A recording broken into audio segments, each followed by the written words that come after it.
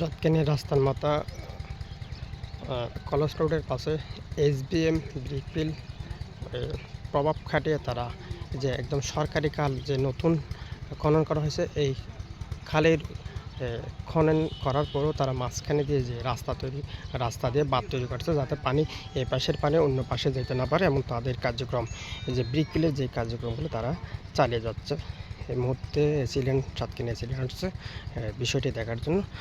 আসলে দেখেন, এই যে SBM ব্রিকফিল সাতকানিয়া রাস্তার মাথার কলেজ রোডের পাশে, এই যে তাদের মাটিগুলো,